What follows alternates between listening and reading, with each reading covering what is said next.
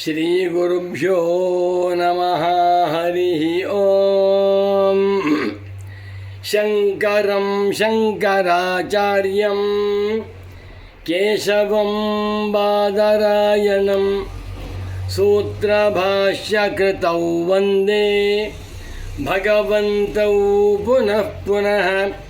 ಶ್ರುತಿಸ್ಮೃತಿಪುರಾಣಾನಾಂ ಆಲಯಂ ಕರುಣಾಲಯಂ ನಮಾಮಿ ಭಗವತ್ಪಾದಂ ಶಂಕರಂ ಲೋಕಶಂಕರಂ. ವಂದೇ ತಂ ಸಚ್ಚಿದಾನಂದಂ ಯತಿವರ್ಯಂ ಮಹಾಮತಿಂ ವೇದಾಂತಸಾರಜ್ಞಂ ಸದ್ಗುರುಂ ಪ್ರಣತೋಸ್ಮ್ಯಹಂ. ಶ್ರೀಗುರುಂ ಪ್ರಣತೋಸ್ಮ್ಯಹಂ. ಸದಾಹಂ ಸಂಪ್ರದಾಯಜ್ಞಂ ಸಂಯಮೀಂದ್ರಂ ಸದಾಶ್ರಯಂ ಸದ್ಗುರುಂ ಸಚ್ಚಿದಾನಂದಂ ಸದಾಚಾರಂ ಸಮಾಶ್ರಯೇ. ಶ್ರೀಮಚ್ಛಂಕರ ಭಗವತ್ಪೂಜ್ಯಪಾದಮಹಾಸದ್ಗುರುಭ್ಯೋ ನಮಃ. ಶ್ರೀ ಶ್ರೀ ಸಚ್ಚಿದಾನಂದೇಂದ್ರ ಸರಸ್ವತೀ ಸದ್ಗುರುಪಾದುಕಾಭ್ಯಾಂ ನಮಃ. ನಮೋ ನಮಃ ಶಂಕರ ಪಾದುಕಾಭ್ಯಾಂ. ಶಂಕರ ಭಾನು ಚಾನಲ್ ವೀಕ್ಷಕರಾದ ಶಂಕರ ಭಗವತ್ ಪೂಜ್ಯ ಪಾದಾಚಾರ್ಯರ ಪರಮ ಭಕ್ತರೂ ಆಗಿರುವ ವೇದಾಂತಿಗಳಾದ ತಮ್ಮೆಲ್ಲರಿಗೂ ಇಂದಿನ ಕಾರ್ಯಕ್ರಮಕ್ಕೆ ಹೃತ್ಪೂರ್ವಕವಾದ ಸುಸ್ವಾಗತಗಳನ್ನು ಕೋರುತ್ತಾ ಇದೀಗ ಕಾರ್ಯಕ್ರಮವನ್ನು ಪ್ರಾರಂಭ ಮಾಡೋಣ.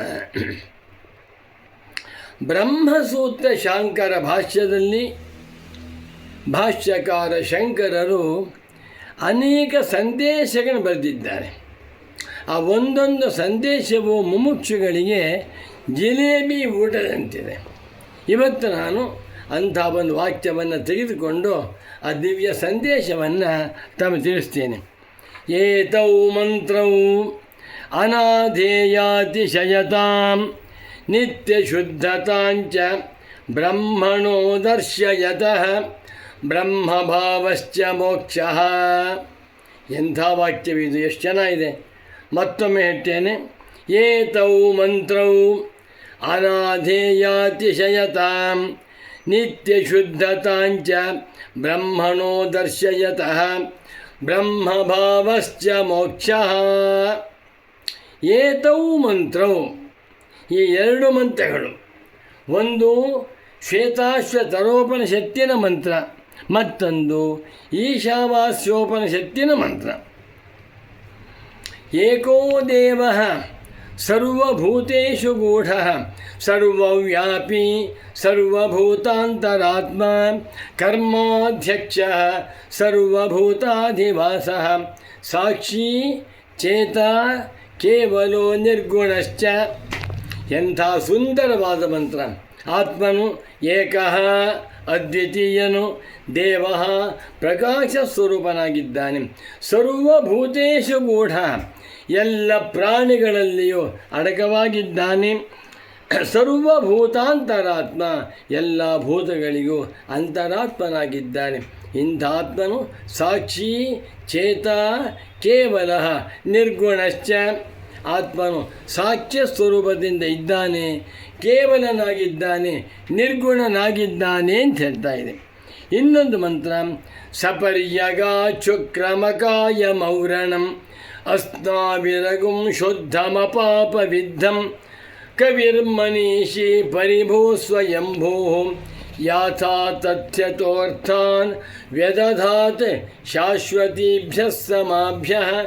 ಈಶಾವಾಸ್ಯೋಪನಿಷತ್ತಿನ ಮಂತ್ರ. ಆತ್ಮನು ಎಲ್ಲ ಕಡೆ ವ್ಯಾಪಕವಾಗಿದ್ದಾನೆ, ಶುದ್ಧವಾಗಿದ್ದಾನೆ, ಆತ್ಮನಲ್ಲಿ ಯಾವ ದೋಷವೂ ಇಲ್ಲ ಅಂತ ಹೇಳ್ತಾ ಇದೆ. ಈ ಎರಡೂ ಮಂತ್ರಗಳನ್ನು ಉದಾಹರಿಸಿ ಶಂಕರ ಭಗವತ್ ಪೂಜ್ಯ ಪಾದಾಚಾರ್ಯರವರು ತಮ್ಮ ಬ್ರಹ್ಮಸೂತ್ರ ಭಾಷ್ಯದ 4ನೇ ಸೂತ್ರದ ಭಾಷ್ಯದಲ್ಲಿ ಹೇಳ್ತಾ ಇದ್ದಾರೆ.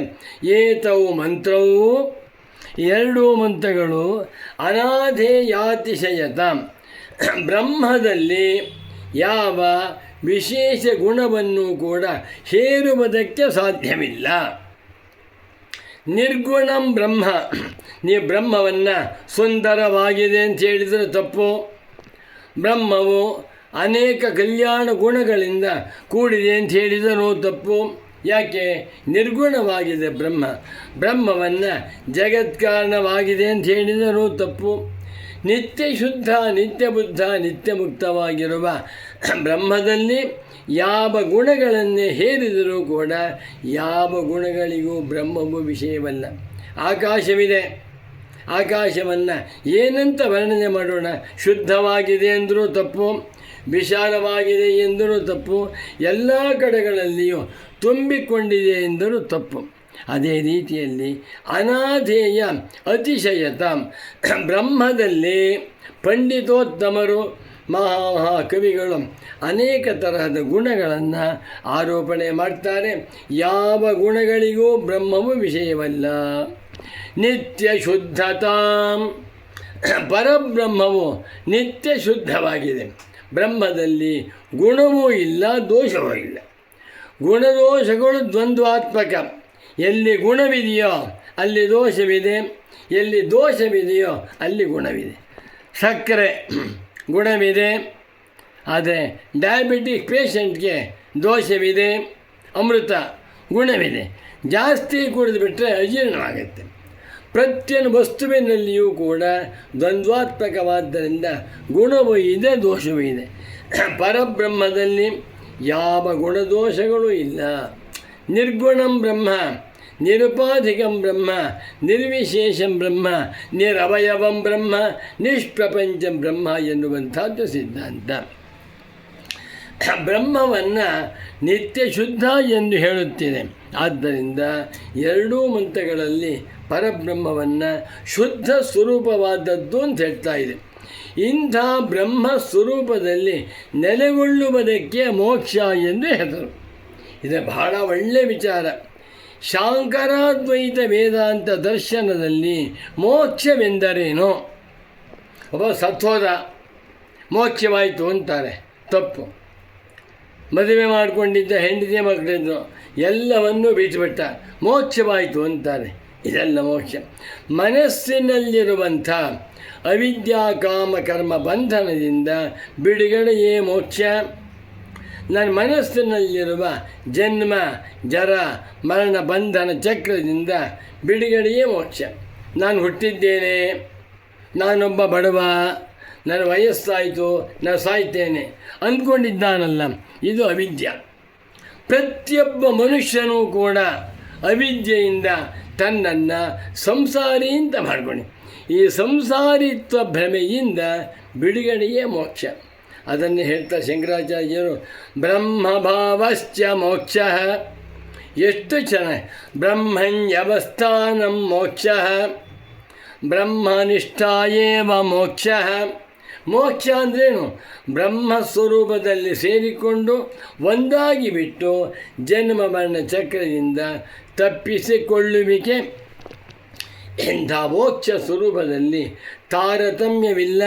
ರಮಣ ಮಹರ್ಷಿಗಳ ಮೋಕ್ಷ, ವೇದವ್ಯಾಸರ ಮೋಕ್ಷ, ಸಚ್ಚಿದಾನಂದೇಂದ್ರ ಸರಸ್ವತಿ ಸ್ವಾಮಿಗಳಿಗೆ ಉಂಟಾಗಿದ್ದ ಮೋಕ್ಷ, ಶುಕ ಮಹರ್ಷಿಗಳ ಮೋಕ್ಷ, ಗೀತಾಚಾರ್ಯ ವಾಸುದೇವ ಭಗವಂತನಿಗೆ ಉಂಟಾಗಿದ್ದಂಥ ಮೋಕ್ಷ ಎಂದು ಮೋಕ್ಷದಲ್ಲಿ ತಾರತಮ್ಯವಿಲ್ಲ.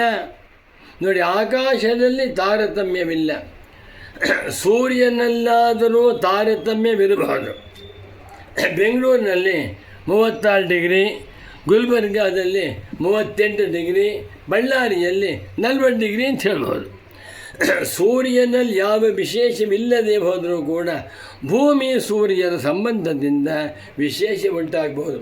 ಆಕಾಶದಲ್ಲಿ ಗುಲ್ಬರ್ಗಾದಲ್ಲಿರುವ ಆಕಾಶ, ಬೆಂಗಳೂರಿನ ಆಕಾಶ, ಜರ್ಮನಿಯಲ್ಲಿರುವ ಆಕಾಶ, ಅಮೇರಿಕಾದಲ್ಲಿರುವಂಥ ಆಕಾಶ ಏನಾದರೂ ವಿಶೇಷ ಉಂಟೆ? ಆಕಾಶ ಏಕ ಏವ. ಅದೇ ರೀತಿಯಲ್ಲಿ ಬ್ರಹ್ಮಭಾವಶ್ಚ ಮೋಕ್ಷ, ಬ್ರಹ್ಮವು ಏಕಮೇವಾದ್ವಿತೀಯವಾಗಿರುವ ತತ್ವ. ಬ್ರಹ್ಮವನ್ನು ಕರ್ಮದಲ್ಲಾಗಲಿ ಉಪಾಸನೆಯಲ್ಲಾಗಲಿ ವಿಧಾನ ಮಾಡಲು ಸಾಧ್ಯವಿಲ್ಲ. ಬ್ರಹ್ಮವನ್ನು ಕುರಿತು ಜಪ ಮಾಡುವುದಕ್ಕಾಗಲಿ ಧ್ಯಾನ ಮಾಡುವುದಕ್ಕಾಗಲಿ ಸಾಧ್ಯವಿಲ್ಲ. ಉಪನಿಷತ್ ಹೇಳ್ತಾ ಇದೆ, ನೇದಂ ಯಜಿದಮುಪಾಸತೆ. ಬ್ರಹ್ಮವನ್ನು ಯಾರು ಇದು ಎಂದು ತಿಳಿದುಪಾಸನೆ ಮಾಡುತ್ತಾರೆಯೋ ಅದು ಬ್ರಹ್ಮವೇ ಅಲ್ಲ. ಎನ್ ಮನಸಾನಮನುತೆ ಏನ ಹುರ್ಮನೋಮತಂ ತದೇವ ಬ್ರಹ್ಮತ್ವಂ ವಿದ್ಯೆ ನೇದಂ ಯಜಿದಮುಪಾಸತೆ. ಅಂದ ಮೇಲೆ ಇಂಥ ಪರಬ್ರಹ್ಮವನ್ನು ತಾನೆಂದು ತಿಳಿದುಕೊಂಡು ಬ್ರಹ್ಮಸ್ವರೂಪನಾಗಿ ಮುಕ್ತನಾಗಬೇಕೇ ಹೊರತು ಆ ಬ್ರಹ್ಮದಲ್ಲಿ ಗುಣಗಳನ್ನು ಧರ್ಮಗಳನ್ನು ಆರೋಪಣೆ ಮಾಡುವುದಕ್ಕೆ ಸಾಧ್ಯವೇ ಇಲ್ಲ ಅಂತ ಹೇಳ್ತಾರೆ.